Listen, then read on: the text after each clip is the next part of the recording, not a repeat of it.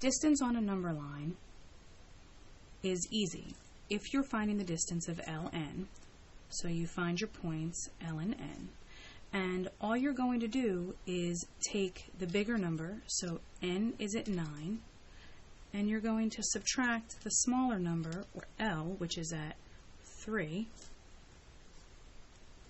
and we know that the distance between them is 6 points.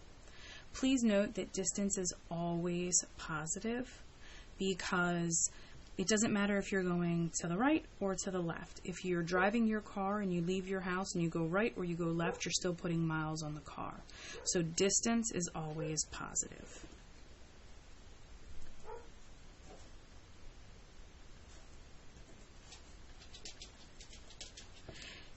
So when we're doing a problem like number 5, I don't necessarily like to count. What I like to do is find the points. So F is at 1, 2, 3.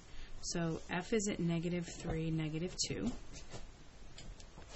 And G is at +1, +1.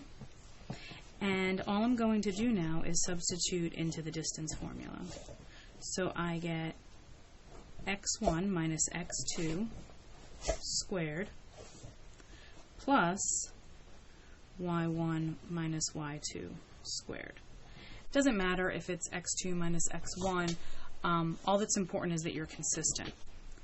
-3 minus 1 squared plus -2 minus 1 squared. This is -4 squared plus -3 squared, which gives me 16 plus 9, which is the square root of 25, and the answer is 5. If you get something that is not a perfect square, please use your calculator to find the exact decimal. Always round to 1 decimal point when in doubt. So here we are going to use the number line to find the coordinate of the midpoint of each segment. So here's our segment. We want to find the midpoint of segment DE. So D is at 7 and E is at 11. And if we remember, all we are going to do is take the average. So 7 plus 11 over 2 is going to be 18 over 2. So DE will be 9. I suggest doing your work on scrap paper so it will be neat. If we are finding the coordinates of the midpoint of a segment with the given endpoints, which is number 17, and we have an x and a y, we're going to take the average of the x's, so 3 plus 5 over 2, and then 1 plus 3 over 2. 3 plus 5 is 8 over 2, which is 4. And 1 plus 3 is 4 over 2, which is just 2. Please note that you can always get decimals, but most of the decimals will be 0.5 because we're dividing by 2. So for number 19, we're going to find the coordinates of the missing endpoint if P is the midpoint of NQ. So my suggestion is to draw a segment. And we know that NQ is our segment, and we know that P is the midpoint. And it is very important that you read these bold printed directions because they're going to give you a tremendous amount of information.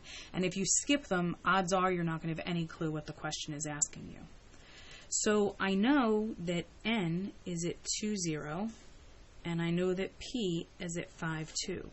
And I want to find Q. And I don't know what this is. And there is a way to do it algebraically, but I prefer to just use logic. And it doesn't matter if these points are where they would be on the graph. We're just using this as a guide.